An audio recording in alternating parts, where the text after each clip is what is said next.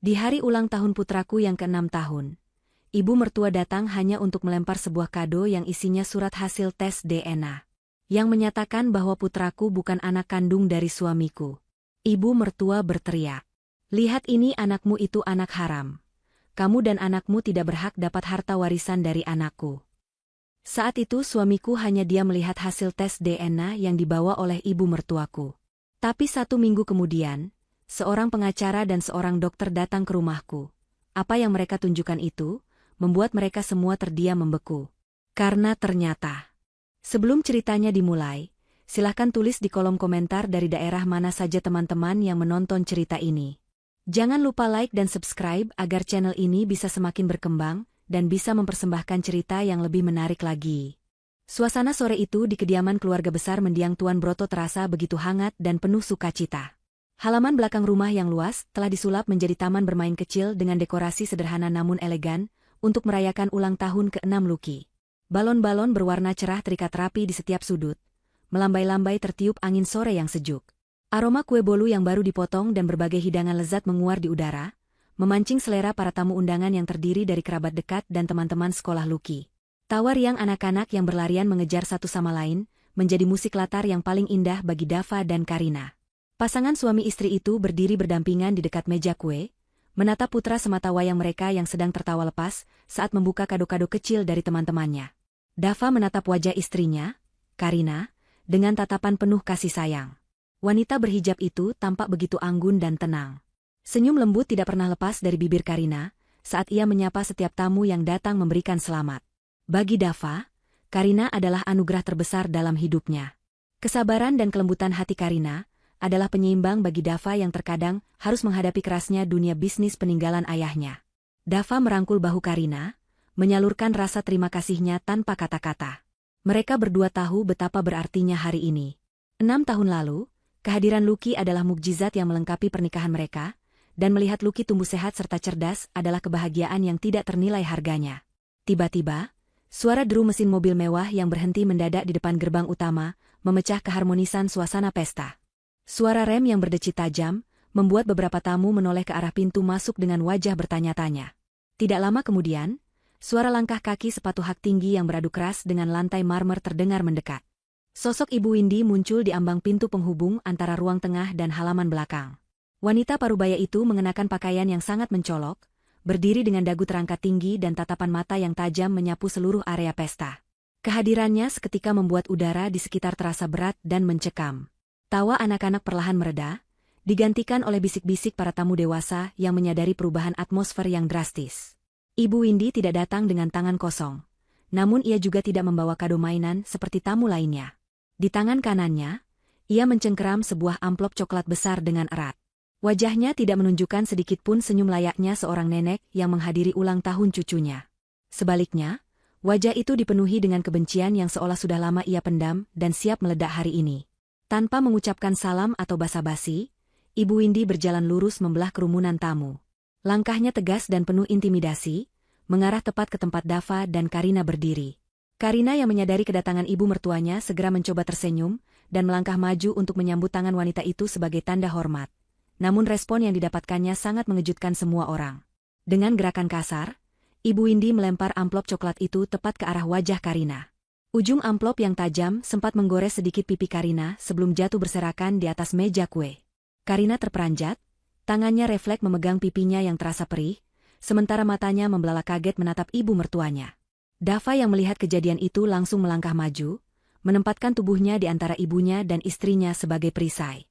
Namun sebelum Dava sempat membuka mulut untuk menegur tindakan kasar ibunya, Ibu Windy sudah lebih dulu berteriak dengan suara lantang yang menggelegar ke seluruh penjuru halaman. "Lihatlah wanita munafik yang kalian puja-puja ini," teriak Ibu Windy, sambil menunjuk wajah Karina dengan jari telunjuknya yang gemetar karena amarah.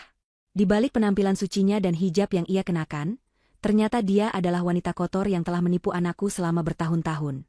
Ibu Windy mengambil napas pendek, lalu melanjutkan teriakannya dengan nada yang lebih tinggi. "Lucky bukan anak Dava.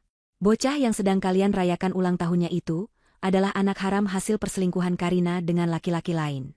Kalian semua telah ditipu oleh wanita ini." Pernyataan itu bagaikan petir yang menyambar di siang bolong. Hening seketika menyelimuti pesta itu.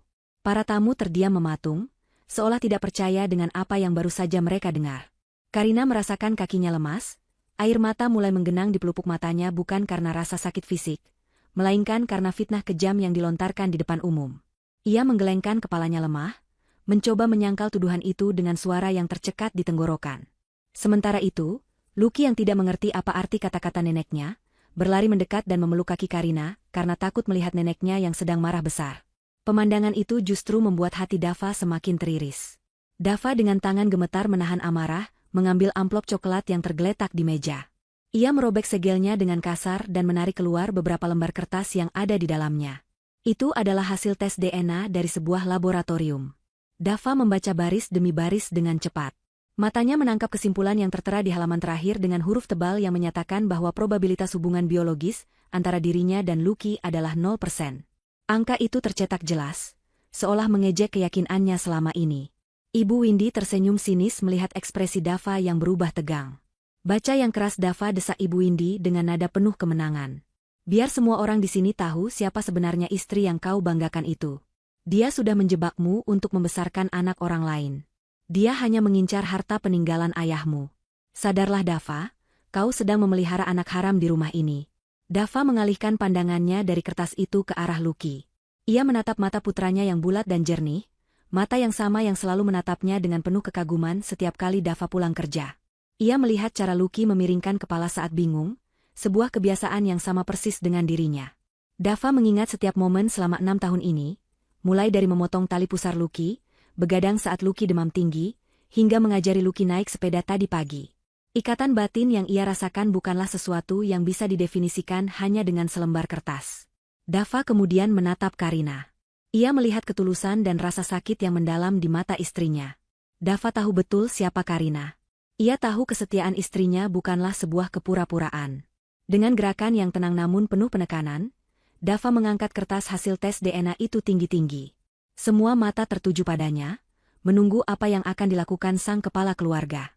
Ibu Windy menunggu dengan senyum puas, yakin bahwa Dava akan meledak marah dan mengusir Karina saat itu juga. Namun, harapan Ibu Windy hancur seketika saat Dava merobek kertas-kertas itu menjadi 2 bagian. Tidak berhenti di situ, Dava merobeknya lagi dan lagi hingga menjadi potongan-potongan kecil yang tidak bisa dibaca, lalu membiarkannya jatuh ke tanah seperti sampah yang tidak berharga. Aku tidak butuh kertas bodoh ini, suara Dava terdengar rendah namun tegas, memecah keheningan yang mencekam. Ia melangkah mendekati Karina dan merangkul bahu istrinya erat-erat, lalu tangan satunya mengusap kepala Lucky. Lucky adalah anakku.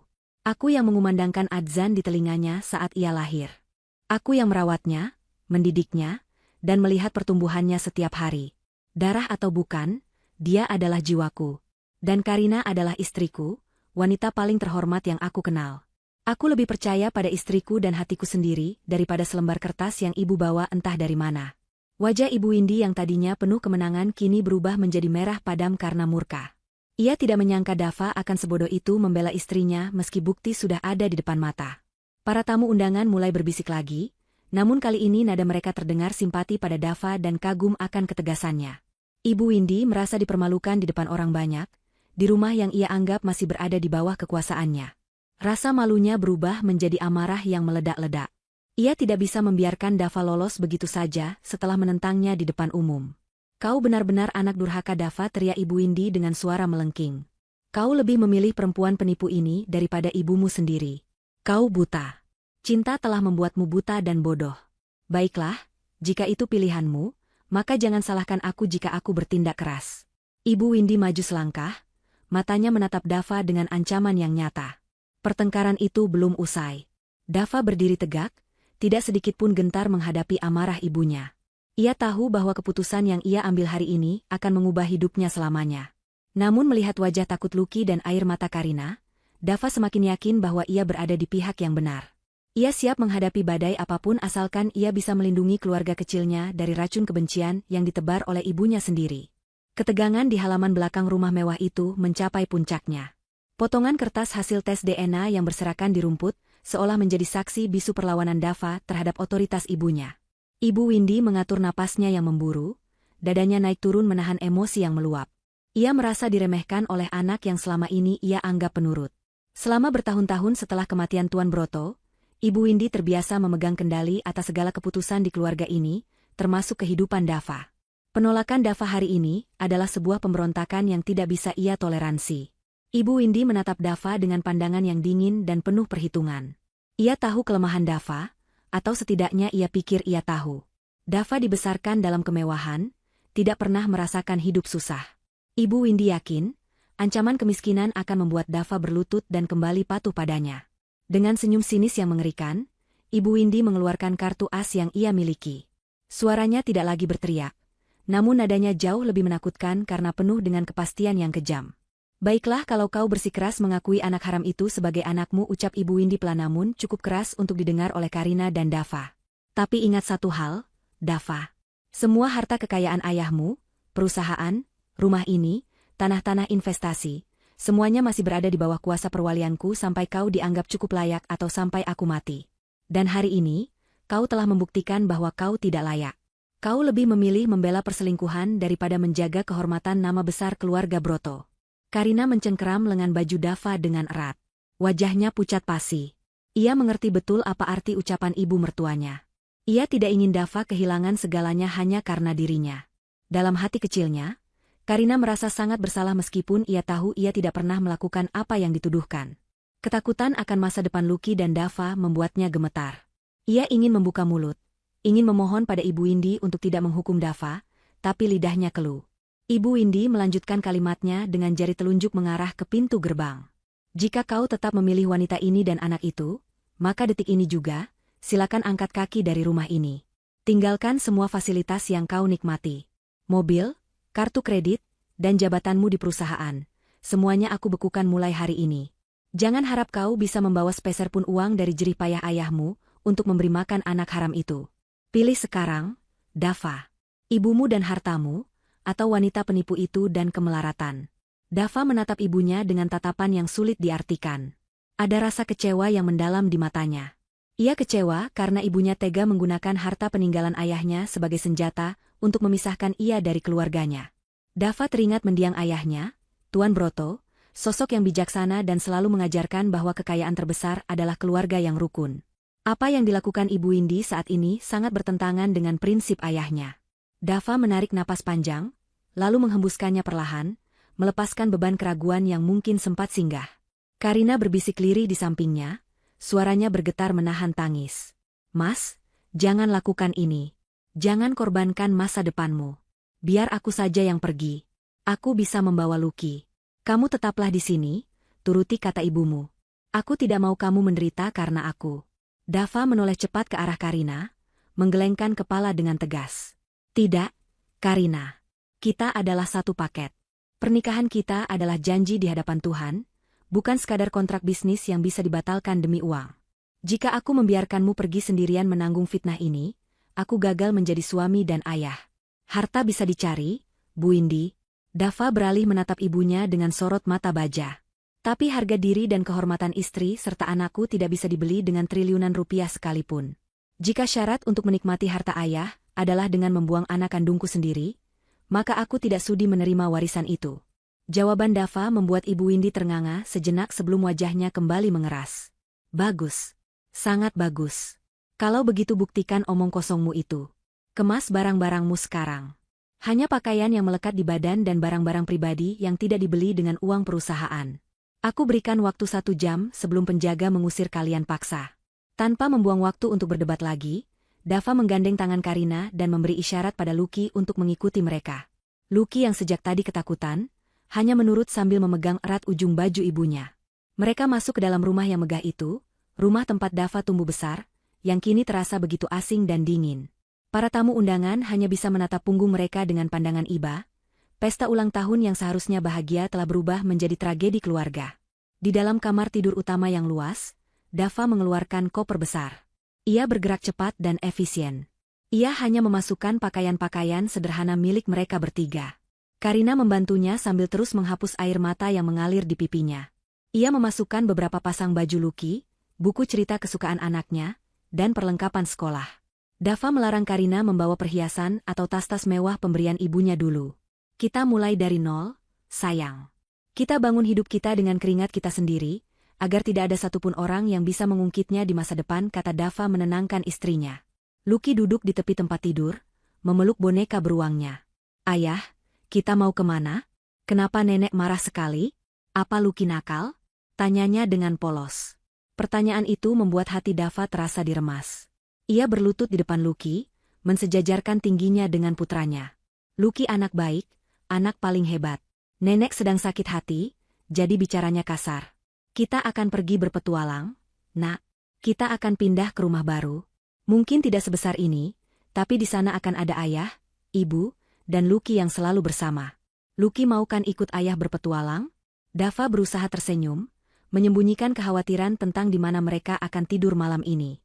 Lucky mengangguk pelan, percaya sepenuhnya pada ayahnya. 1 jam kemudian, Dava, Karina, dan Lucky keluar dari pintu utama rumah itu. Dava menarik satu koper besar, sementara Karina menggendong tas ransel Lucky. Mereka tidak menoleh lagi ke arah kemewahan yang mereka tinggalkan.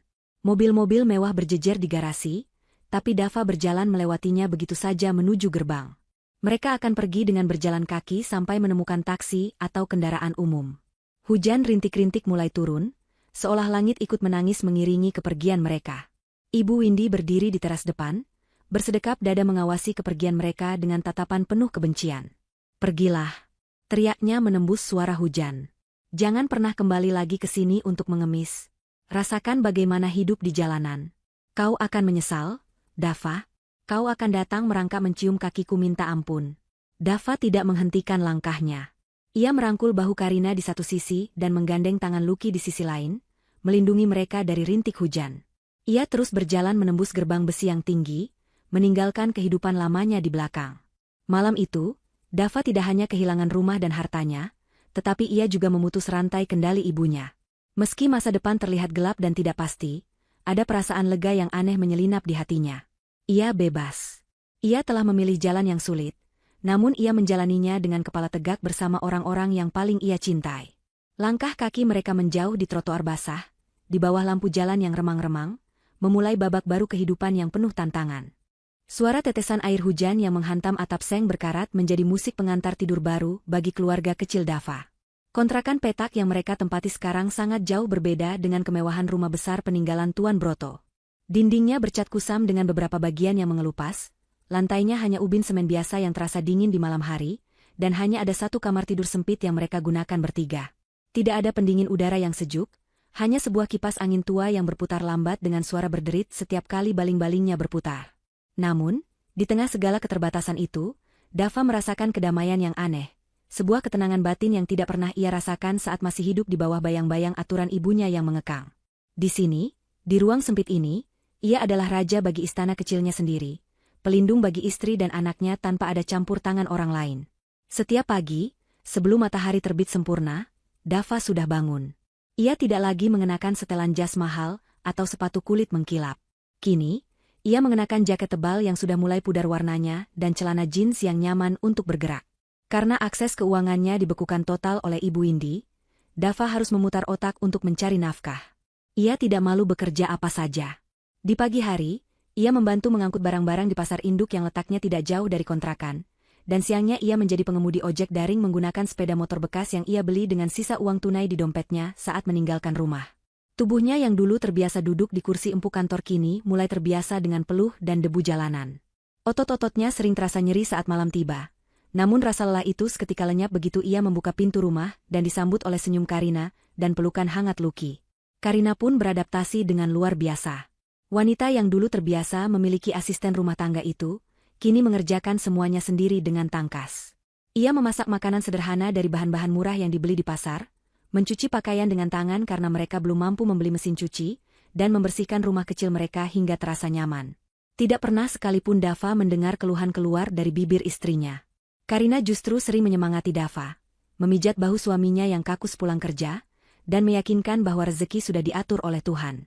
Keanggunan Karina tidak luntur sedikitpun meski kini ia hidup dalam kesederhanaan. Justru aura ketegarannya semakin bersinar, membuat Dava semakin jatuh cinta setiap harinya. Suatu malam, setelah makan malam sederhana berupa nasi hangat, sayur bayam, dan tempe goreng, Lucky duduk di pangkuan Dava. Bocah laki-laki itu memainkan jari-jari tangan ayahnya yang kini terasa lebih kasar dan kapalan. Lucky menatap wajah ayahnya dengan mata bulatnya yang penuh rasa ingin tahu. Pertanyaan yang selama ini dipendam anak itu akhirnya keluar juga. "Ayah, kenapa kita tinggal di sini? Kenapa kita tidak pulang ke rumah besar? Apa Nenek Windy masih marah sama Lucky?" Tanya Lucky dengan suara pelan, takut jika pertanyaannya membuat ayahnya sedih. Pertanyaan polos itu membuat hati Dava mencelos. Ia bertukar pandang sejenak dengan Karina yang sedang melipat pakaian di sudut ruangan. Dava tersenyum lembut, mengusap rambut Lucky dengan penuh kasih sayang. Ia tidak ingin menanamkan kebencian di hati anaknya, seburuk apapun perlakuan ibunya. Nenek Windy tidak marah sama Lucky, "Nak, Nenek hanya sedang lupa jalan pulang. Hati Nenek sedang tersesat, jadi bicaranya agak keras. Kita tinggal di sini supaya ayah bisa lebih dekat sama Lucky dan ibu. Di sini rumahnya kecil, jadi kalau Lucky panggil ayah bisa langsung dengar. Kalau di rumah besar, kan jauh." Dava mencoba menjelaskan dengan bahasa yang mudah dimengerti anak-anak. Lucky tampak berpikir sejenak, lalu mengangguk paham. Ia memeluk leher Dava erat-erat. "Lucky suka di sini. Di sini ayah pulang cepat dan bisa main sama Lucky terus." Sementara kehangatan menyelimuti kontrakan kecil itu, suasana yang sangat berbeda terjadi di rumah mewah Ibu Windy. Wanita parubaya itu duduk sendirian di ruang tengah yang luas dan megah, namun terasa begitu sunyi dan kosong. Tidak ada suara tawa Lucky, tidak ada sapaan sopan Karina, dan tidak ada diskusi hangat dengan Dava. Hanya ada kesunyian yang mencekam. Namun, Ibu Windy tidak merasa kesepian. Ia justru merasa lega karena pengganggu, hartanya sudah pergi. Ia sedang sibuk dengan telepon genggamnya, berbicara dengan nada suara rendah namun penuh ancaman kepada seseorang di seberang sana. Wajahnya terlihat serius, matanya memancarkan kelicikan yang tidak terbendung. "Dengar saya baik-baik," ucap Ibu Windy pada orang di telepon itu. "Saya sudah mentransfer uang pelicin yang kamu minta. Pastikan sampel darah yang tersimpan di arsip rumah sakit 6 tahun lalu itu lenyap. Bakar, buang, atau ganti dengan sampel orang lain, saya tidak peduli caranya. Yang penting, jika suatu hari ada yang mencoba mencari data pembanding DNA anak itu, hasilnya harus nihil atau rusak. Jangan sampai ada jejak." Ibu Windy mendengarkan jawaban dari seberang sana, lalu sudut bibirnya terangkat membentuk senyum licik. "Bagus. Ingat, ini rahasia kita.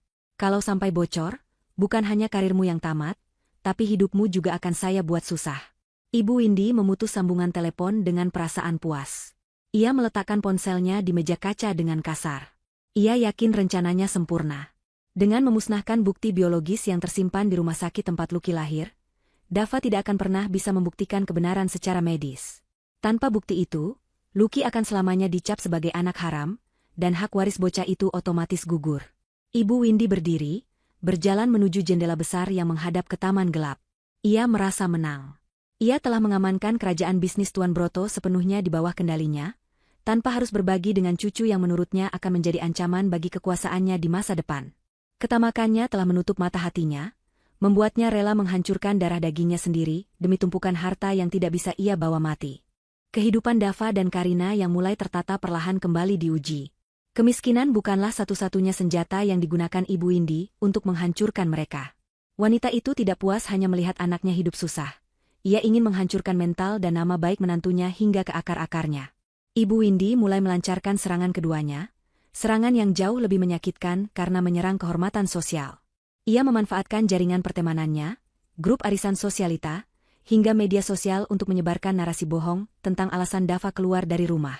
Dengan lidah yang tajam dan berbisa, Ibu Windy memutarbalikkan fakta, memposisikan dirinya sebagai ibu yang terzalimi oleh menantu yang tidak tahu diri. Desas-desus itu menyebar dengan cepat bagaikan virus. Kabar bohong itu tidak hanya beredar di kalangan elit, tapi entah bagaimana caranya mulai merembes hingga ke lingkungan kontrakan tempat Dava tinggal. Ibu Windy rupanya sengaja mengirim orang suruhan untuk menyebarkan gosip di pasar dan warung-warung sekitar tempat tinggal baru Dava. Narasi yang dibangun sangat kejam. Karina digambarkan sebagai wanita penggoda yang menjebak anak orang kaya, dan Lucky disebut sebagai anak hasil hubungan gelap yang coba dinasabkan pada Dava. Tetangga yang tadinya ramah mulai memandang keluarga Dava dengan tatapan sinis dan penuh curiga. Bisik-bisik tetangga terdengar menyakitkan setiap kali Karina keluar rumah untuk menjemur pakaian atau berbelanja sayuran. Puncaknya terjadi pada suatu pagi ketika Karina pulang dari warung sayur dengan mata sembab. Dava yang kebetulan sedang libur narik ojek karena motornya sedang diperbaiki, terkejut melihat istrinya menangis terseduh-seduh begitu masuk ke dalam rumah. Keranjang belanjaan diletakkan begitu saja di lantai. Dava segera menghampiri Karina, memeluk bahu istrinya yang berguncang hebat. "Karina, ada apa? Siapa yang menyakitimu? Cerita sama Mas. Tanya Dava dengan nada khawatir yang mendalam. Karina mencoba menahan isak tangisnya. Ia tidak ingin menambah beban pikiran suaminya, tapi pertahanan dirinya runtuh hari itu. Mereka bilang Lucky anak haram, Mas, ucap Karina terbata-bata di sela tangisnya. Tadi di warung, ibu-ibu berbisik keras sekali. Mereka bilang aku wanita tidak benar yang memakai guna-guna untuk memikatmu. Mereka bilang wajar kalau kita diusir karena aku membawa aib. Aku bisa tahan kalau mereka menghinaku, Mas. Tapi aku tidak kuat kalau mereka menatap Lucky dengan tatapan jijik seperti itu. Lucky tidak tahu apa-apa, Mas. Kenapa Ibu Windy tega sekali melakukan ini pada cucunya sendiri? Kenapa dia tidak membiarkan kita hidup tenang, meski kita sudah pergi dari rumahnya? Dava mengepalkan tangannya erat-erat hingga buku-bukunya memutih. Rahangnya mengeras menahan amarah yang membara di dadanya. Ia tahu ini pasti ulah ibunya. Serangan psikologis ini bertujuan untuk membuat mereka tidak betah, membuat mereka depresi, dan akhirnya menyerah lalu bercerai. Dava sadar, diam dan bersabar saja tidak lagi cukup. Cinta dan kepercayaan yang ia miliki memang cukup untuk menjaga keutuhan rumah tangganya, tapi tidak cukup untuk membungkam mulut dunia yang terus mencabik-cabik harga diri istri dan anaknya. Ia butuh sesuatu yang lebih kuat. Ia butuh kebenaran mutlak yang tidak bisa dibantah oleh siapapun. Ia butuh bukti hitam di atas putih. Malam itu, setelah Lucky tertidur lelap karena kelelahan bermain sendiri di dalam rumah, Dava duduk di tepi tempat tidur menatap wajah damai putranya. Ia meraba saku celananya, merasakan sisa uang tabungan terakhir yang ia sisihkan mati-matian dari hasil kerjanya minggu ini. Uang itu sebenarnya dialokasikan untuk membayar uang sewa kontrakan bulan depan, tapi Dava tahu ada hal yang lebih mendesak daripada atap rumah, yaitu kehormatan nama baik anaknya. Dengan hati-hati, agar tidak membangunkan Lucky, Dava mengambil gunting kuku kecil dari laci meja. Dengan tangan yang stabil namun hati bergemuruh, ia memotong beberapa helai rambut Lucky beserta akarnya.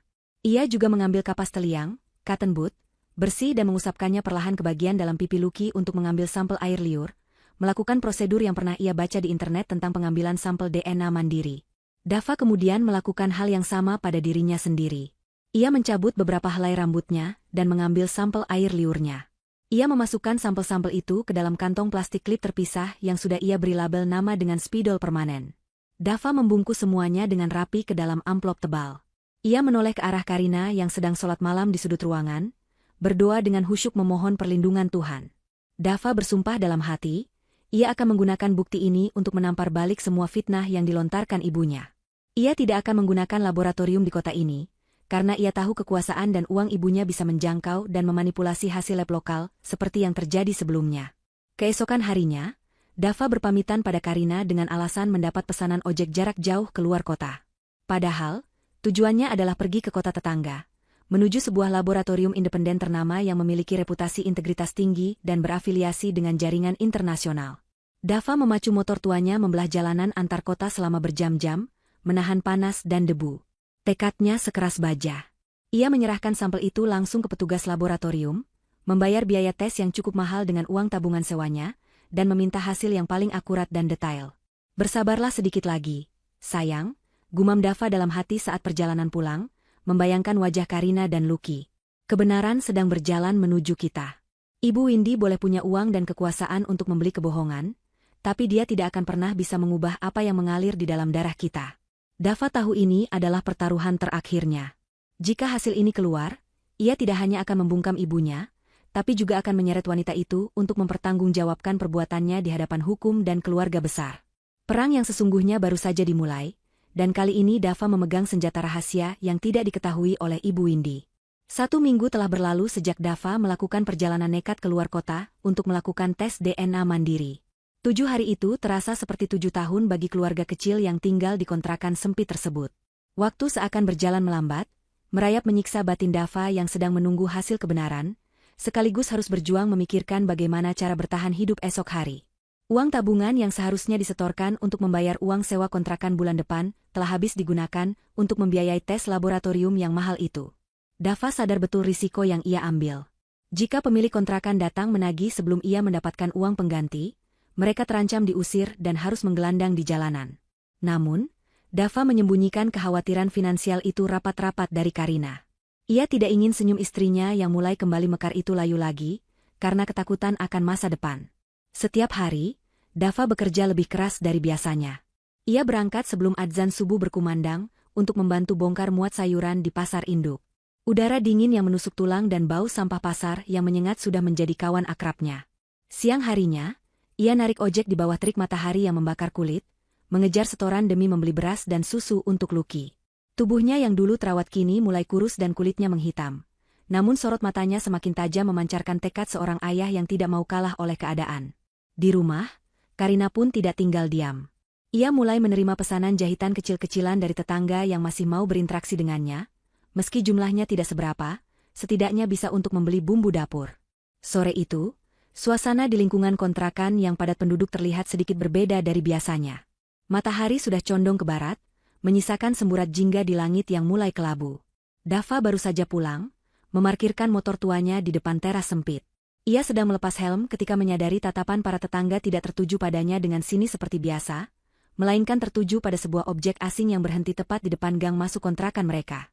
Sebuah mobil sedan hitam mengkilap, jenis kendaraan mewah yang sangat kontras dengan lingkungan kumuh di sekitarnya, terparkir di sana. Mesinnya masih menyala halus, nyaris tanpa suara, menandakan kualitas kendaraan kelas atas. Jantung Dava berdegup kencang. Ia mengenali mobil itu. Itu bukan mobil ibunya. Tapi ia tahu mobil sekelas itu hanya dimiliki oleh orang-orang dari lingkungan masa lalunya. Apakah Ibu Windy datang lagi untuk menghina mereka? Atau mungkin mengirim orang suruhan untuk mengusir mereka dari kota ini? Dava bergegas masuk ke dalam rumah, memastikan Karina dan Lucky aman. Di dalam, Karina sedang menyuapi Lucky makan sore. Wajah Karina tampak cemas, ia juga mendengar kasak-kusuk tetangga tentang mobil mewah itu. Dava memberi isyarat agar Karina tetap tenang dan tetap di dalam kamar bersama Lucky. Dava kemudian berdiri di ambang pintu, bersiaga menghadapi siapapun yang akan turun dari kendaraan itu. Pintu mobil terbuka. Dua orang pria turun dengan setelan jas rapi yang tampak mahal. Dava menyipitkan mata, mengenali sosok-sosok itu. Pria pertama adalah pengacara setia, lelaki parubaya dengan rambut memutih yang selalu terlihat tenang dan berwibawa.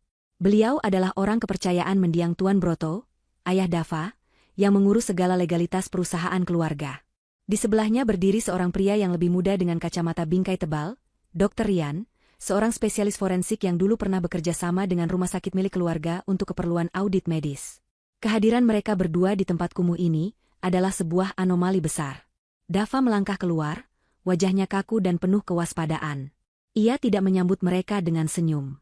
Baginya, siapapun yang datang dari lingkaran ibunya adalah ancaman. Pengacara setia dan Dr. Rian berjalan melewati jalan setapak yang becek, mengabaikan tatapan penasaran para tetangga yang mulai berkerumun. Mereka berhenti tepat di depan Dava. Pengacara setia membungkuk sedikit, sebuah gestur hormat yang tidak pernah berubah meski status ekonomi Dava kini jatuh ke titik nol. "Selamat sore, Pak Dava," sapa pengacara setia dengan suara baritonnya yang tenang. "Mau apa kalian ke sini?" tanya Dava dingin, tanpa membalas sapaan itu. "Kalau kalian disuruh Ibu Windy untuk memintaku menceraikan Karina atau menyerahkan hak asuh Lucky, lebih baik kalian pulang sekarang.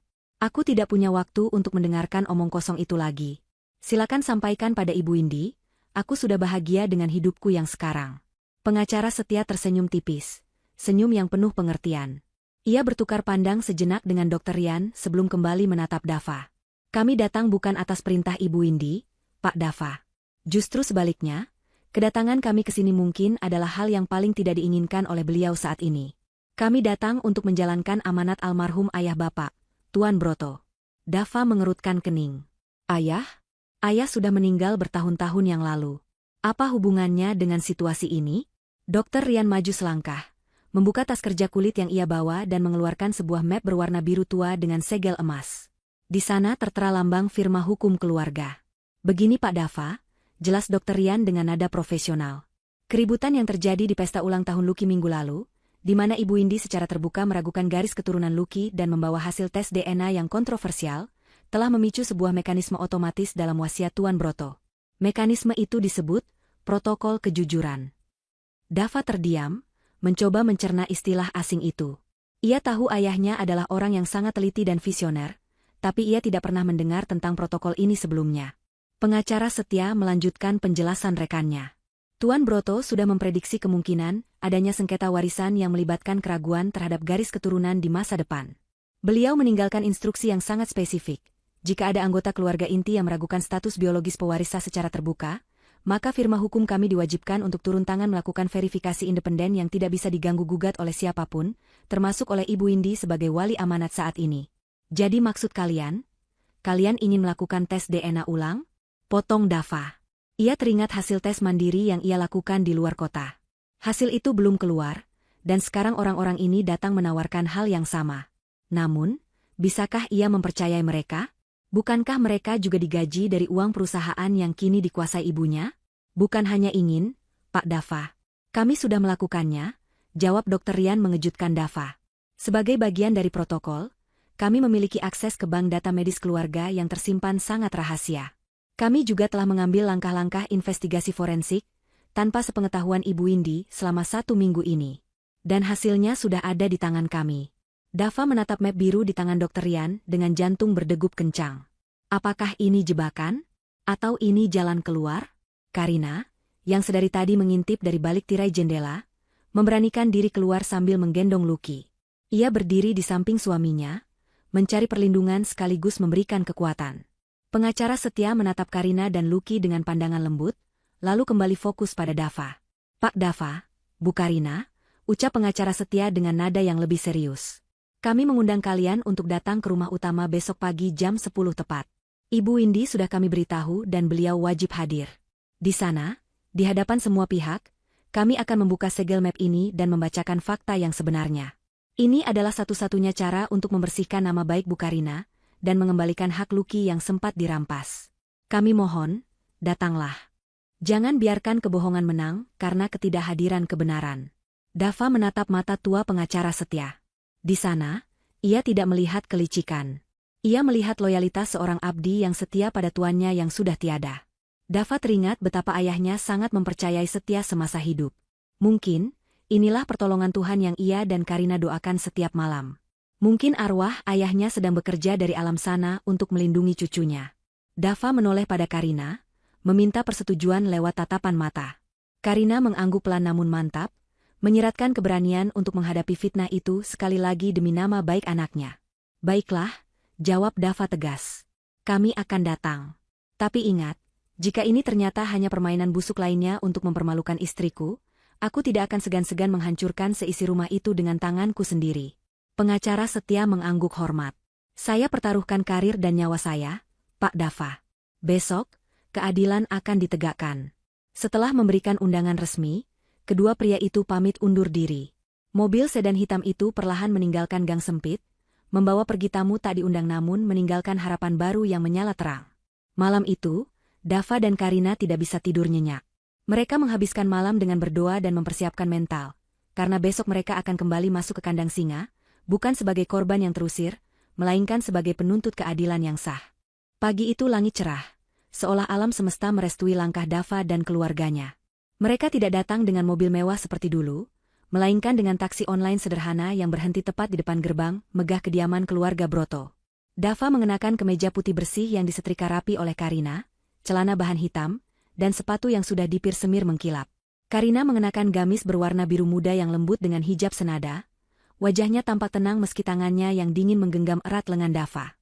Lucky berada di gendongan Dava, mengenakan pakaian terbaiknya, tampak bingung mengapa mereka kembali ke rumah nenek yang galak itu.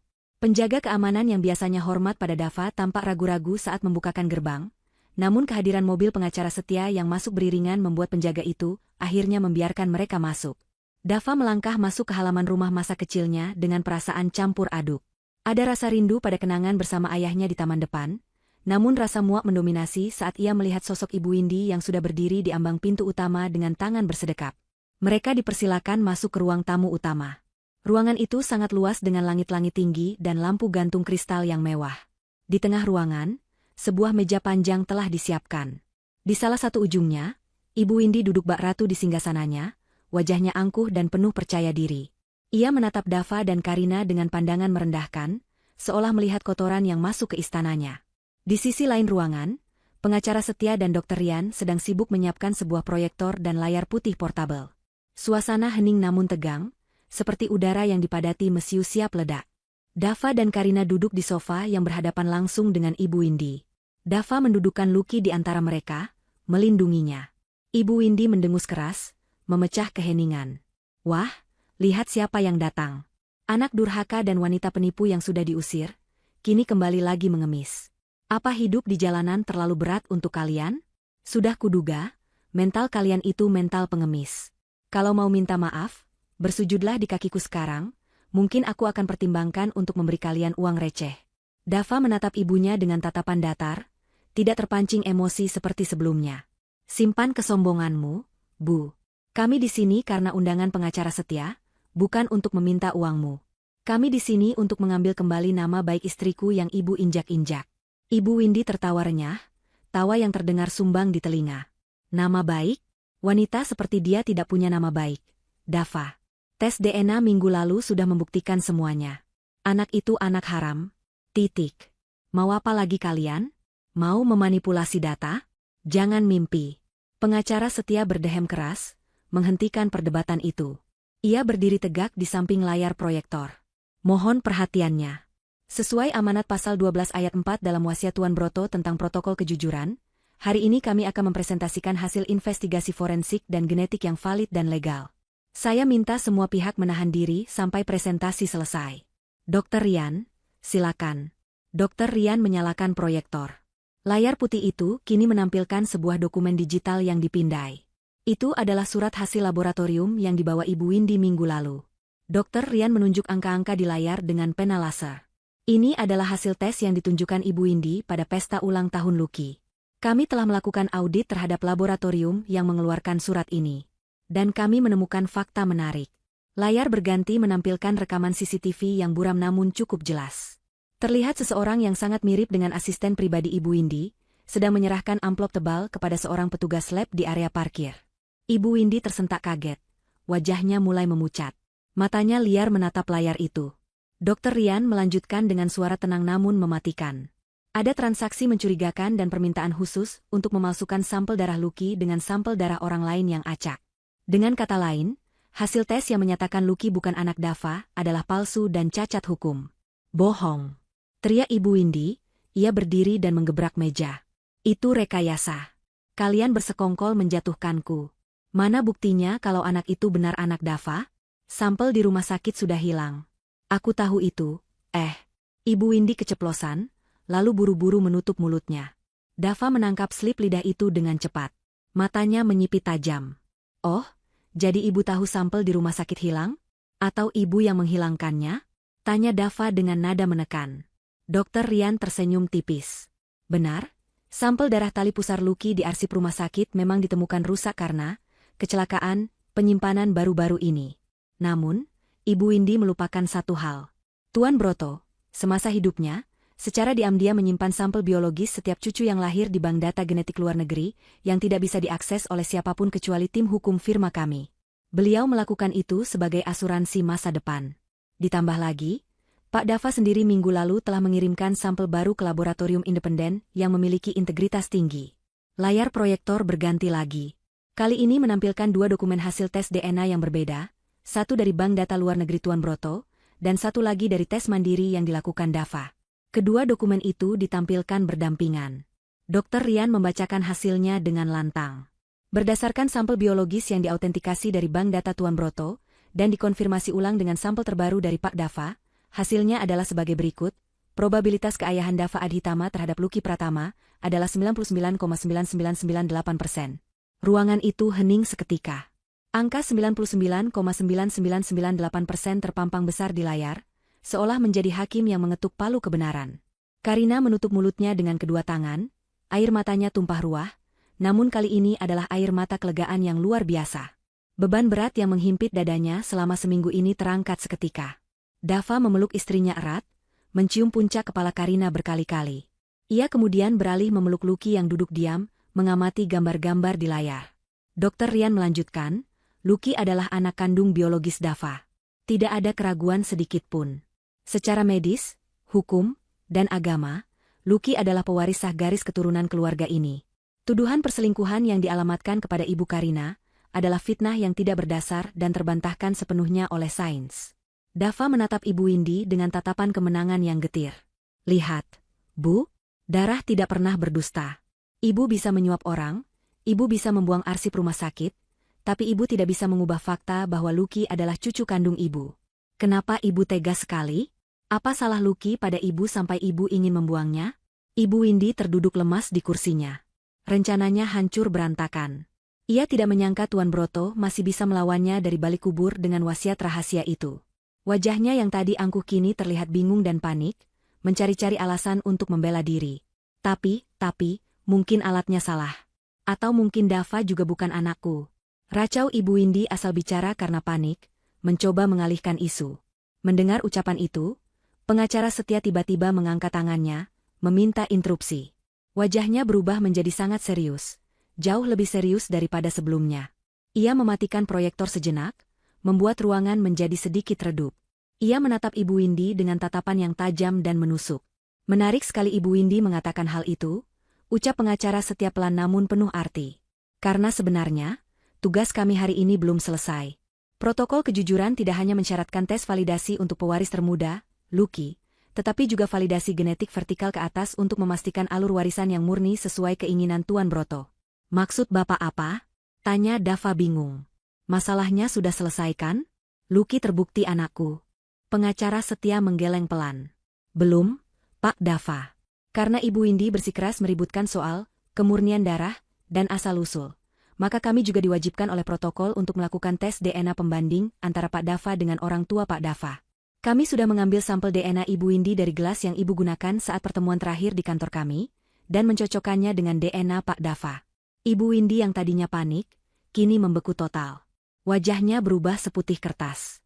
Matanya terbelalak horor menatap pengacara setia. Jangan hentikan, bisiknya lirih. Suaranya hampir tidak terdengar. Dava merasakan firasat buruk yang sangat kuat. Ia melihat ketakutan yang nyata di mata ibunya, ketakutan yang belum pernah ia lihat seumur hidupnya. Ada rahasia besar lain yang tersimpan di balik map biru, yang masih dipegang erat oleh pengacara setia. Sebuah rahasia yang mungkin akan mengubah hidup Dava jauh lebih drastis daripada sekadar pengusiran dari rumah. Dr. Rian, tolong nyalakan kembali layarnya dan tampilkan hasil tes terakhir. Perintah pengacara setia tanpa mempedulikan permohonan lirih Ibu Windy.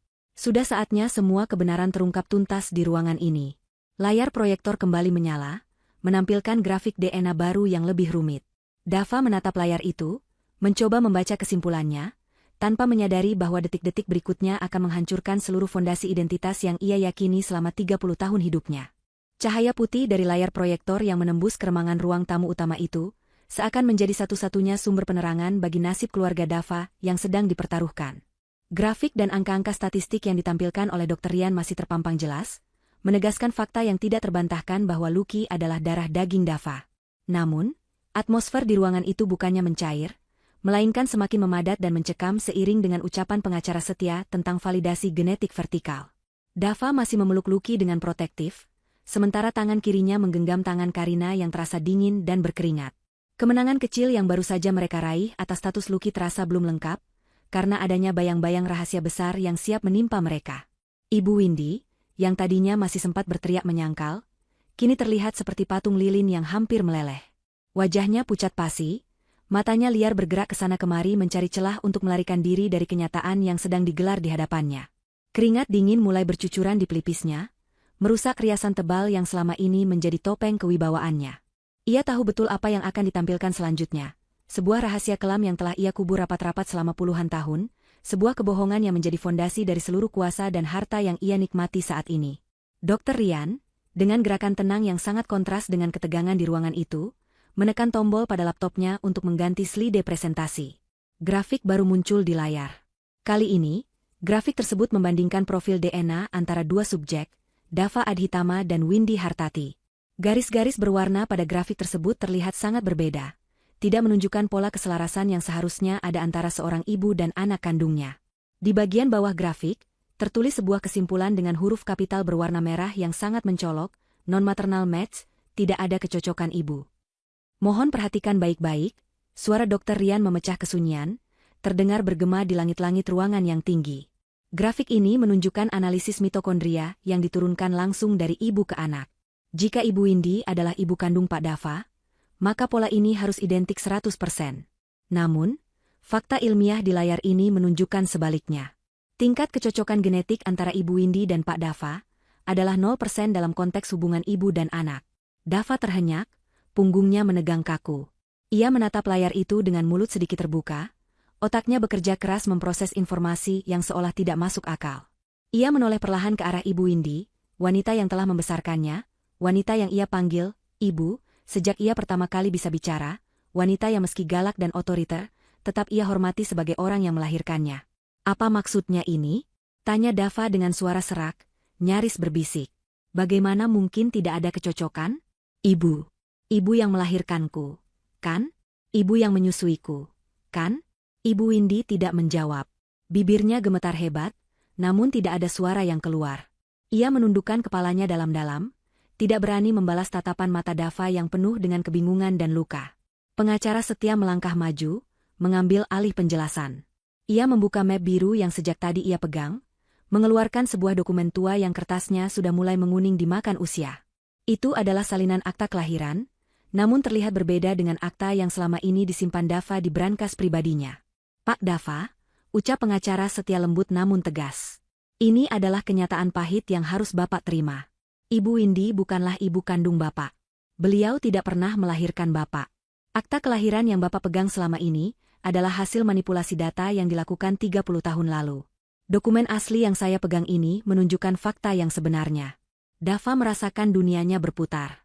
Seluruh identitas dirinya seolah runtuh dalam sekejap. Jika Windy bukan ibunya, lalu siapa? Pertanyaan itu bergaung keras di kepalanya. Rasa sakit dikhianati oleh orang yang paling ia percayai, meski orang itu sering menyakitinya, jauh lebih perih daripada saat ia diusir dari rumah. Karina yang melihat suaminya terguncang hebat, segera merangkul lengan Dava lebih erat, mengusap punggungnya, berusaha memberikan kekuatan agar Dava tidak ambruk. Siapa ibuku? Tanya Dava. Kali ini dengan nada yang lebih tinggi, menuntut jawaban. Matanya beralih dari pengacara setia ke Ibu Windy. Jawab aku. Siapa ibuku sebenarnya? Kenapa ibu membohongiku seumur hidupku? Kenapa ibu berpura-pura menjadi ibuku hanya untuk menyiksaku seperti ini? Ibu Windy akhirnya mengangkat wajahnya. Tidak ada lagi rasa bersalah di sana, yang tersisa hanyalah keputusasaan yang bercampur dengan kemarahan. Ia tertawa sumbang, tawa yang terdengar mengerikan. Kau pikir aku mau menjadi ibumu? Kau pikir aku menikmati mengurus bayi cengeng sepertimu dulu? Aku melakukan itu semua karena aku harus. Karena ayahmu yang bodoh itu memaksaku. Dava terperanjat mendengar pengakuan itu. Jadi selama ini, kasih sayang yang ia rasakan, meski sedikit, hanyalah kepura-puraan? Jadi selama ini, dinginnya sikap ibunya bukanlah karena karakter yang tegas, melainkan karena memang tidak ada ikatan darah dan cinta di antara mereka? Pengacara setia mengangkat tangan, memberi isyarat agar Ibu Windy diam. Cukup, Bu Windy. Biar saya yang jelaskan kronologisnya sesuai dengan catatan harian dan dokumen hukum yang ditinggalkan mendiang Tuan Broto. Pak Dava berhak mendengar cerita yang sebenarnya, cerita tentang ibu kandungnya yang mulia, bukan versi manipulatif yang Anda buat. Pengacara setia kemudian menatap Dava dengan pandangan penuh empati. Pak Dava, ibu kandung Bapak adalah seorang wanita bernama Larasati. Beliau adalah istri pertama dan satu-satunya cinta sejati Tuan Broto. Beliau adalah wanita yang sangat lembut, persis seperti karakter Bu Karina istri Bapak. Namun takdir berkata lain. Ibu Larasati memiliki kondisi kesehatan yang lemah. Saat mengandung Bapak, dokter sudah memperingatkan risikonya. Tapi demi memberikan keturunan bagi Tuan Broto, Ibu Larasati berjuang mempertahankan kandungannya. Mata Dava mulai berkaca-kaca. Nama Larasati terasa asing di telinganya. Namun anehnya, ada rasa hangat yang menjalar di dadanya saat nama itu disebut. Ia membayangkan wajah wanita yang rela bertaruh nyawa demi kehadirannya di dunia. Lalu, di mana dia sekarang? Tanya Dava lirih. Beliau meninggal dunia saat melahirkan Bapak. Jawab pengacara setia dengan nada duka. Beliau menghembuskan napas terakhir tepat setelah mendengar tangisan pertama Bapak. Tuan Broto sangat terpukul. Beliau kehilangan belahan jiwanya di hari yang sama beliau mendapatkan putranya. Ruangan itu hening. Hanya terdengar isak tangis tertahan dari Karina yang ikut merasakan kesedihan mendalam dari kisah itu. Lucky, meski tidak sepenuhnya mengerti, ikut memeluk ayahnya erat, seolah ingin menghibur. Dava menunduk, air mata jatuh membasahi celananya. Jadi, ia adalah anak piatu sejak lahir. Selama ini ia merindukan kasih sayang seorang ibu, dan ternyata ibunya sudah berkorban nyawa untuknya. Lalu wanita ini, Dava menunjuk Ibu Windy tanpa menoleh. Siapa dia? Kenapa dia ada di sini dan mengaku sebagai ibuku? Pertanyaan itu menjadi kunci pembuka kotak Pandora berikutnya. Ibu Windy kembali terlihat gelisah. Ia tahu, begitu status aslinya terbongkar, maka tamatlah riwayatnya di rumah ini. Bukan hanya soal moral, tapi soal legalitas hukum warisan yang selama ini ia agung-agungkan. Dava perlahan mengangkat wajahnya, menatap Windy dengan pandangan yang benar-benar baru.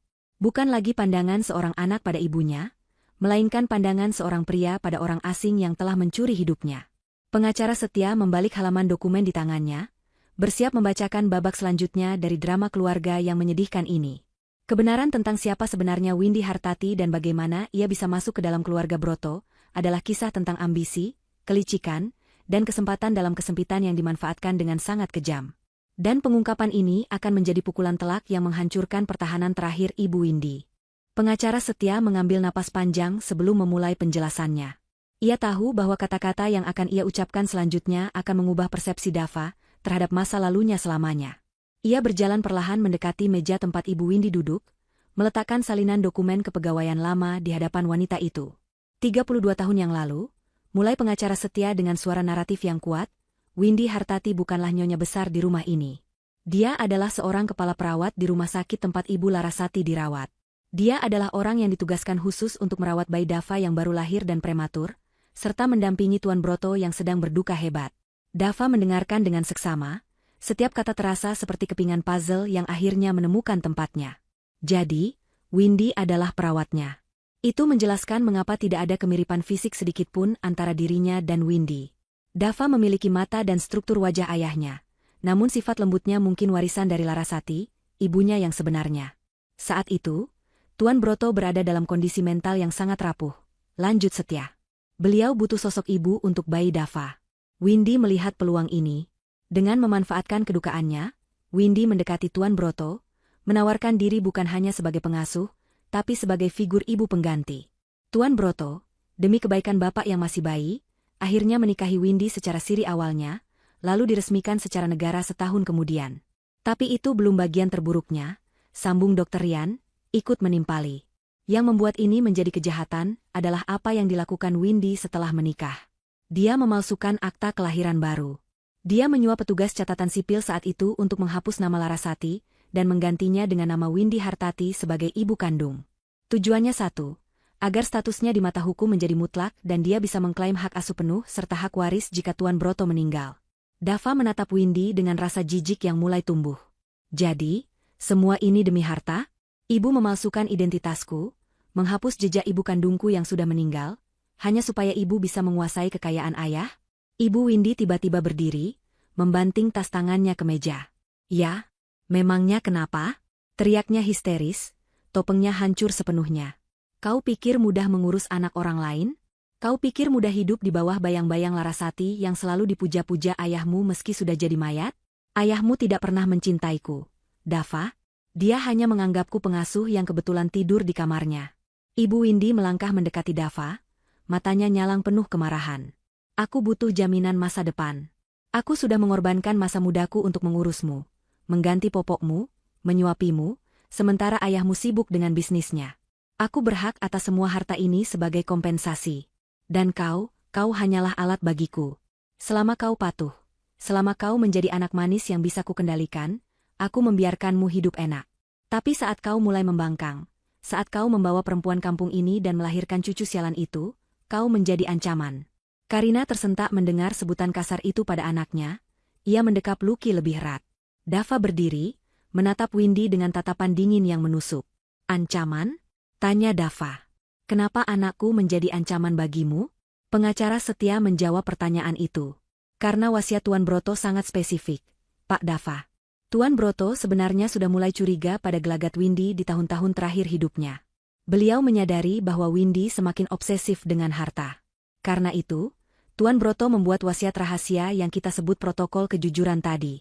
Dalam wasiat itu tertulis, jika putraku Dava memiliki keturunan sedarah, cucu kandung, maka seluruh aset utama perusahaan, tanah, dan rumah induk akan otomatis jatuh ke tangan cucu tersebut saat ia lahir, dengan Dava sebagai wali. Istri kedua, Windy, hanya akan mendapatkan tunjangan bulanan yang wajar. Dava terperangah. Ia baru mengerti sekarang. Kelahiran Lucky adalah lonceng kematian bagi kekuasaan Windy. Selama Dava belum punya anak, atau jika Lucky dianggap bukan anak Dava, maka Windy masih bisa memegang kendali sebagai ibu dari pewaris tunggal, Dava. Tapi begitu Lucky terbukti sebagai cucu kandung Broto, maka harta itu melompat melewati Windy dan jatuh langsung ke Lucky. Itulah sebabnya ibu Windy mati-matian memfitnah Lucky sebagai anak haram, jelas pengacara setia. Jika Lucky dinyatakan bukan anak Dava, maka Lucky tidak berhak atas warisan. Dan harta itu tetap aman di cengkeraman Windy. Dia tidak membenci Lucky karena Lucky nakal, atau karena Karina miskin. Dia membenci Lucky karena darah yang mengalir di tubuh Lucky adalah kunci yang mengunci brankas hartanya selamanya. Dava menggelengkan kepala, tidak habis pikir dengan kekejaman wanita di hadapannya. Jadi, ibu rela menghancurkan hidupku, mengusirku, memfitnah istriku, dan membuang cucuku, hanya karena ibu takut kehilangan uang? Ibu benar-benar monster. Ibu Windy tertawa sinis, air matanya mengalir tapi bukan karena sedih. Monster? Kau sebut aku monster? Aku yang membesarkanmu. Tanpa aku, kau mungkin sudah mati menyusul ibumu yang lemah itu. Seharusnya kau berterima kasih padaku. Tidak, Bu, potong Dava tegas. Ayahkulah yang membiayai semuanya. Pengasuh-pengasuh lainlah yang merawatku saat ibu sibuk belanja dan arisan. Ibu hanya ada saat ada pesta, atau saat pengambilan rapor untuk pencitraan. Aku ingat sekarang. Aku ingat betapa dinginnya tangan ibu saat memelukku di depan kamera, dan betapa cepatnya ibu melepaskanku saat orang lain tidak melihat. Aku selalu berpikir aku yang salah, aku yang kurang baik.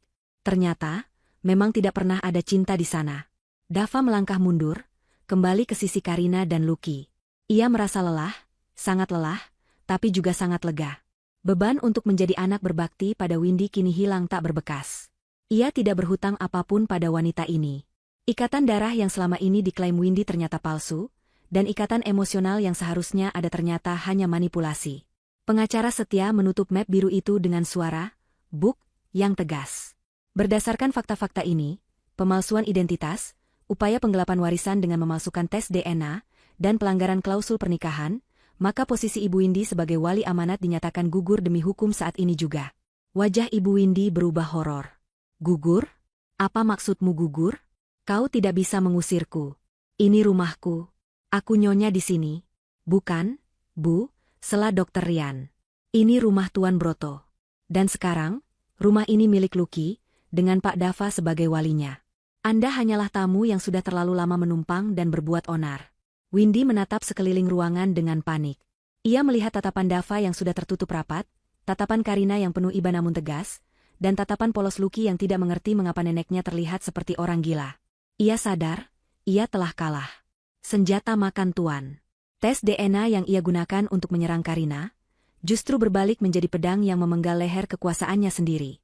Ia telah menggali lubang kuburnya sendiri dengan keserakahannya. Dava menatap pengacara setia. Apa yang harus kita lakukan selanjutnya, Pak Setia? Pengacara setia merapikan jasnya, lalu menunjuk ke arah pintu depan. Saya sudah menghubungi pihak berwajib, Pak Dava. Pemalsuan akta kelahiran dan penyuapan laboratorium adalah tindak pidana murni. Polisi sedang dalam perjalanan ke sini untuk menjemput Ibu Windy. Mendengar kata polisi, kaki Ibu Windy lemas. Ia ambruk ke lantai, menangis meraung-raung, bukan lagi dengan kemarahan, tapi dengan ketakutan yang nyata. Ia memohon-mohon pada Dava, mencoba meraih kaki Dava. Dava, anakku, tolong ibu. Jangan biarkan mereka membawaku. Ibu minta maaf. Dava, ingat siapa yang merawatmu. Dava menatap wanita yang bersimpuh di kakinya itu. Hatinya nyeri, bagaimanapun juga ada kenangan puluhan tahun di sana. Tapi ia juga melihat luka di wajah Karina, trauma di mata Lucky, dan bayangan ibu kandungnya, Larasati, yang namanya dihapus oleh wanita ini. Dava menarik kakinya perlahan, menjauh dari jangkauan Windy. Maafkan aku, Bu Windy, ucap Dava dingin, memanggilnya dengan nama aslinya, bukan lagi dengan sebutan Ibu. Aku sudah memaafkanmu sebagai manusia. Tapi hukum harus tetap berjalan. Kau harus mempertanggungjawabkan perbuatanmu pada ayah, pada ibuku Larasati, dan pada keluargaku. Sirine mobil polisi terdengar sayup-sayup dari kejauhan, semakin lama semakin mendekat, menjadi penanda berakhirnya era kekuasaan Windy Hartati dan awal dari keadilan bagi Dava dan keluarganya. Di ruang tengah yang megah itu, kebenaran akhirnya berdiri tegak, membersihkan segala debu kebohongan yang selama ini menutupi sejarah keluarga Broto. Suara sirine mobil polisi yang meraung-raung di halaman depan, memecah keheningan pagi di kawasan elit tersebut. Bunyi yang memekakan telinga itu seolah menjadi lonceng penutup bagi sandiwara panjang yang telah dimainkan oleh Windy Hartati selama lebih dari 30 tahun. Di dalam ruang tamu utama yang megah, drama keluarga itu mencapai klimaksnya yang tragis. Dua orang petugas kepolisian berseragam lengkap, didampingi oleh seorang penyidik berpakaian preman, melangkah masuk dengan tegap setelah dipersilakan oleh pengacara Setia. Sepatu Lars mereka berbunyi tegas di atas lantai marmer, menciptakan irama ketakutan bagi Windy yang masih bersimpuh di lantai.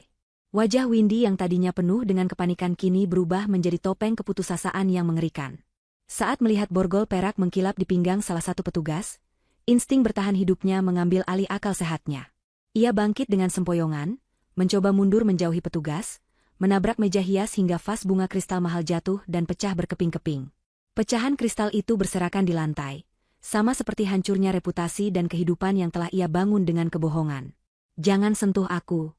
Kalian tidak tahu siapa aku. Aku nyonya rumah ini," jerit Windy histeris saat petugas mencoba mendekatinya. Ia menunjuk ke arah pengacara Setia dan Dava dengan jari gemetar. Mereka bersekongkol. Mereka memalsukan bukti untuk menyingkirkanku. "Tangkap mereka, bukan aku. Aku korban di sini." Penyidik itu tidak bergeming. Dengan tenang, ia membacakan hak-hak tersangka sambil memegang surat perintah penangkapan. "Saudari Windy Hartati, Anda kami tahan atas dugaan pemalsuan dokumen negara berupa akta kelahiran, penipuan, penggelapan aset, serta pelanggaran UU ITE terkait pencemaran nama baik. Anda berhak untuk diam, dan segala perkataan Anda dapat digunakan sebagai bukti di pengadilan." Saat petugas memegang lengan Windy untuk memasangkan borgol, wanita itu meronta hebat. Ia mencakar lengan petugas, berteriak-teriak memanggil nama-nama pejabat tinggi yang ia kenal di klub sosialitanya, mengancam akan memecat para polisi itu. Namun, semua ancamannya kosong belaka. Kekuasaannya hanyalah ilusi yang ditopang oleh harta Tuan Broto, dan kini penopang itu telah runtuh. Dava menyaksikan pemandangan itu dengan hati yang terasa kebas.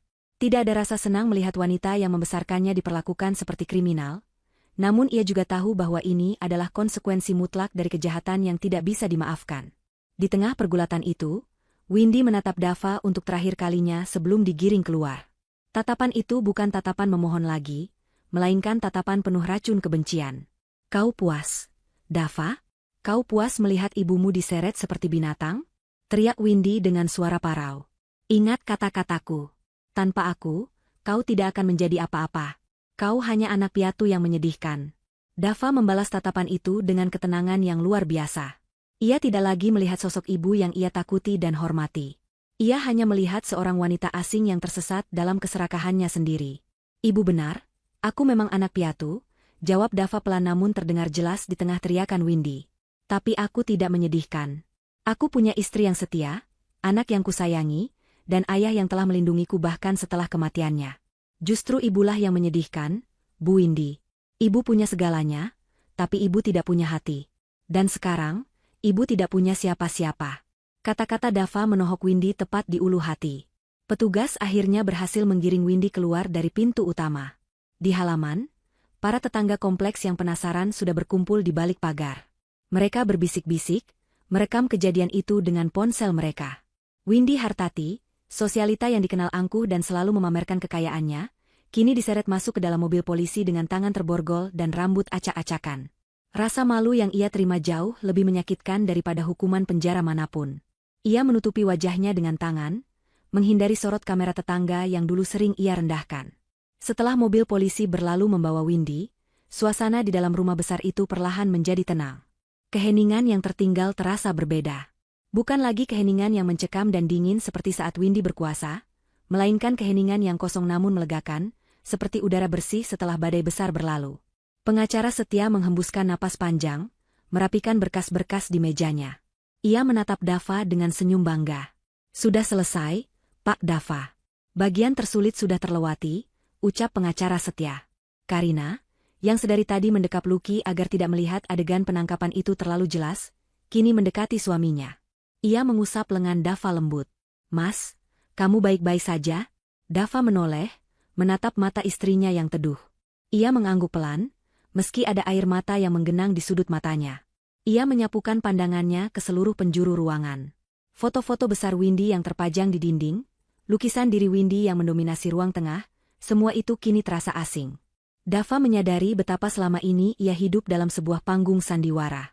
Ia teringat masa kecilnya, bagaimana Windy selalu membelikannya mainan mahal tapi jarang memeluknya. Bagaimana Windy selalu menuntutnya menjadi juara kelas bukan untuk kebanggaan Dava, tapi agar Windy bisa pamer di arisan.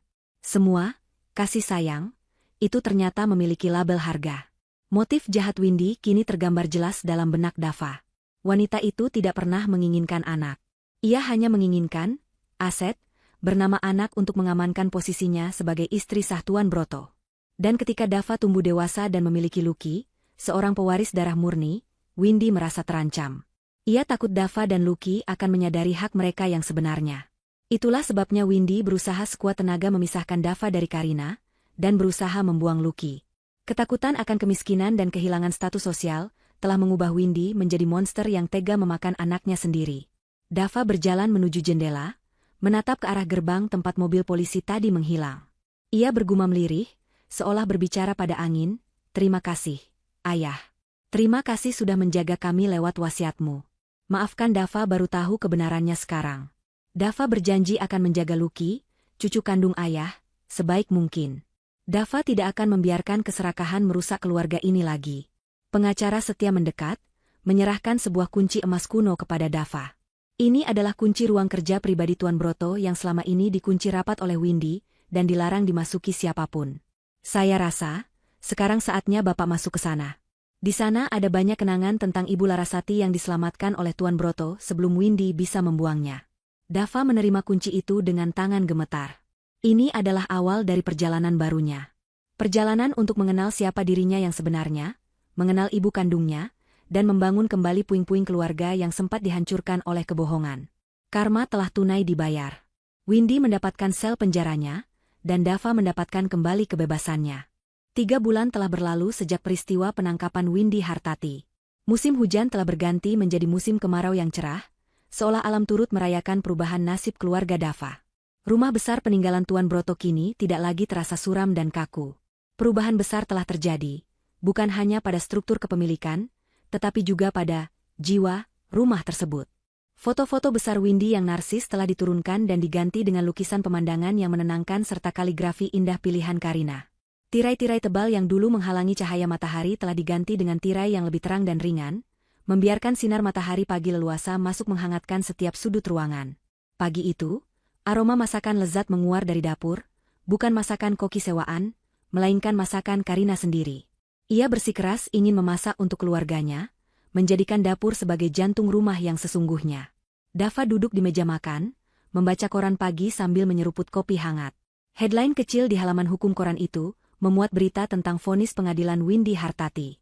Hakim telah menjatuhkan hukuman 10 tahun penjara atas dakwaan berlapis, ditambah kewajiban mengembalikan aset-aset perusahaan yang sempat ia gelapkan.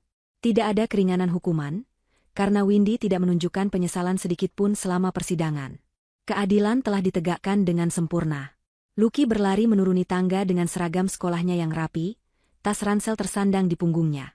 "Ayah, lihat, nilaiku 100 lagi," seru Lucky sambil memamerkan kertas ulangan matematikanya. Dava tersenyum lebar, merentangkan tangan menyambut pelukan putranya. "Wah, hebat sekali jagoan ayah. Persis seperti kakek Broto, pintar berhitung," puji Dava sambil mengacak rambut Lucky. Ia kemudian mendudukkan Lucky di kursi makan. "Ingat pesan ayah, Lucky boleh pintar, tapi tidak boleh sombong ya. Kepintaran itu dipakai untuk membantu orang lain, bukan untuk merendahkan orang." "Iya, yah." Lucky ingat, jawab bocah itu patuh sambil menyendok nasi goreng buatan ibunya. Setelah mengantar Lucky ke sekolah, Dava dan Karina memutuskan untuk mengunjungi tempat yang selama ini menjadi misteri bagi Dava, makam Larasati, ibu kandungnya. Berdasarkan petunjuk dari catatan di ruang kerja ayahnya, makam itu terletak di sebuah pemakaman pribadi yang asri di pinggir kota, terpisah dari makam keluarga besar yang dikuasai Windy dulu. Dava menyetir sendiri mobilnya, dengan Karina duduk setia di sampingnya. Sepanjang perjalanan, tangan mereka saling menggenggam, menyalurkan kekuatan satu sama lain. Sesampainya di pemakaman, Dava menemukan sebuah nisan marmer putih yang sederhana namun terawat. Rupanya, pengacara setia diam-diam selalu membayar orang untuk merawat makam ini atas amanat Tuan Broto. Di nisan itu tertulis, "Larasati, istri dan ibu tercinta. Cinta sejati yang tak pernah mati." Dava berlutut di samping pusara itu, menyentuh nama ibunya dengan jari-jarinya. Untuk pertama kalinya dalam hidupnya, ia merasa pulang. Ia tidak lagi merasa seperti anak yang tidak diinginkan. Ia adalah buah cinta dari seorang wanita yang rela mati demi kelahirannya. "Assalamualaikum, Ibu," bisik Dava dengan suara bergetar. Dava datang. "Maaf Dava terlambat." Dava bawa Karina, menantu ibu. "Dia wanita yang sangat baik, Bu. Ibu pasti akan menyukainya. Dan Dava punya anak, cucu ibu, namanya Lucky." Karina ikut berlutut, menaburkan bunga mawar segar di atas makam. Ia memanjatkan doa dengan khusyuk, mendoakan kedamaian bagi ibu mertua yang tidak pernah ia temui namun sangat ia hormati. Angin semilir bertiup lembut, menggoyangkan dedaunan pohon Kamboja, seolah-olah Larasati sedang membelai wajah anak dan menantunya dari alam sana. Di momen itu, Dava merasakan beban masa lalunya terangkat sepenuhnya. Ia bukan lagi korban manipulasi Windy. Ia adalah Dava Adhitama Broto, kepala keluarga yang utuh dan merdeka. Sore harinya, mereka kembali ke rumah. Dava mengadakan syukuran kecil-kecilan, mengundang anak-anak yatim piatu untuk makan bersama di taman belakang, tempat yang dulu menjadi saksi bisu saat ia diusir. Kini, tempat itu dipenuhi tawa dan doa. Dava ingin membersihkan aura keserakahan Windy dengan berbagi rezeki. Ia sadar, harta warisan Tuan Broto bukanlah untuk dinikmati sendiri dengan foya-foya, melainkan amanah untuk menebar kebaikan. Saat matahari mulai terbenam, Dava berdiri di teras, memandang Lucky yang sedang bermain bola dengan anak-anak panti. Karina datang membawakan teh hangat, berdiri di sampingnya. "Kamu bahagia, Mas?" tanya Karina lembut. "Sangat," jawab Dava mantap. "Aku kehilangan ibu yang palsu, tapi aku menemukan ibu yang asli, menemukan jati diriku, dan yang terpenting, aku bisa melindungimu dan Lucky. Tuhan itu maha adil, sayang. Kesabaran kita dibayar lunas." Sementara itu, di sebuah sel penjara yang dingin dan lembab, kontras dengan kehangatan di rumah Dava, Windy Hartati duduk sendirian di sudut ruangan. Ia mengenakan baju tahanan berwarna oranye yang kusam. Tidak ada lagi gaun sutra, tidak ada lagi perhiasan berlian, dan tidak ada lagi pelayan yang bisa ia bentak. Wajahnya yang dulu kencang karena perawatan mahal kini terlihat tua dan layu. Ia menatap jeruji besi dengan tatapan kosong. Di tangannya, ia memegang selembar koran bekas yang menjadi alas tidurnya. Di koran itu, terdapat foto kecil Dava yang sedang meresmikan yayasan amal atas nama Larasati. Windy meremas koran itu dengan tangan gemetar, tapi tidak ada tenaga lagi untuk marah. Ia hanya bisa meratapi nasibnya dalam kesunyian yang menyiksa. Ia teringat bagaimana dulu ia mengusir Dava di tengah hujan. Kini, ialah yang terbuang, bukan oleh hujan, tapi oleh tembok beton penjara yang memisahkan dirinya dari dunia. Karma telah datang menjemput, bukan sebagai tamu, tapi sebagai penghuni tetap dalam sisa hidupnya. Cerita berakhir dengan pemandangan Dava, Karina, dan Lucky yang berpelukan di bawah cahaya lampu taman yang hangat. Mereka adalah bukti nyata bahwa kejahatan mungkin bisa menang sesaat dengan tipu daya. Namun kebenaran dan ikatan darah yang tulus akan selalu menemukan jalannya untuk pulang dan bertahta. Darah tidak pernah berdusta, dan cinta tidak pernah salah alamat.